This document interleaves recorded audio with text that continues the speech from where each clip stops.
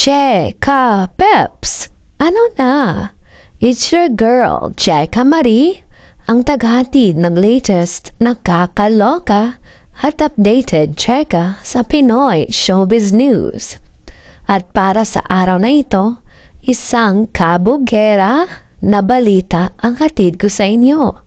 Ang bagong kapamilya serye na Incognito, kaagad-agad namumuna sa Netflix Philippines. Number 1 na agad, mga cheka peps. O diba? Bagong serye, pero nakatop 1 na agad. Sino ba namang hindi mahuhook sa pilot episodes nito? From the action-packed scenes, breathtaking locations, at cinematography na pang Hollywood levels, star creatives at Studio 360, ginalingan niyo masyado. Tatak kapamilya talaga mga cheka peps.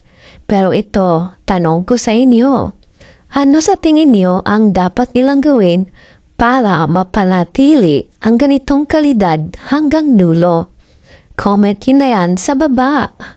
May mga nag-comment nga, I have been watching this sa Netflix. Ang ganda ng pilot episodes. Please, star creatives, stick to the storyline. Sana ma-maintain kung gaano siya kaganda. Quality kung quality. Tama ka dyan, Mars. Sa isang serye, importante ang consistency. Kasi kung sa simula lang sila magaling, di parang love life na puro simula lang maganda. Eto pa. Yes, ang ganda ng action scene ng Incognito on Netflix. At ang ganda ng locations nila. At even the cinematography, super ganda. Congrats star creatives at ABS-CBN, tatak kapamilya. Super agree. Yung action scenes pa lang, parang feeling mo ikaw si bida. Ako nga, muntik mahulog sa sofa sa sobrang intense ha. Alam niyo ba, ayon sa mga insiders, ang ilang action scenes ng Incognito ay sinasabing gumamit ng real stunt techniques na ginagawa rin sa mga Hollywood movies. Grabe ang dedication. Kaya mga cheka peeps, kung hindi nyo pa napapanood ang Incognito, ano na? Don't miss out sa seryeng pinag-uusapan sa buong bayan. At bago matapos ang episode na ito, may hirit ako.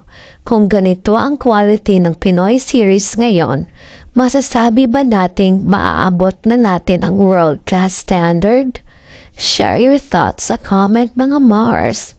Please don't forget to subscribe sa channel ko para sa latest cheka. Like kung natuwa kayo sa balita at share sa mga friends niyong mahilig sa Netflix Marathon. Ako si Cheka Marie, magbabalik para sa more showbiz balita na light, comedic, pero laging on point. Kita-kits sa next cheka, mga cheka peps. Bye! Chup chup! Mwah! Mwah!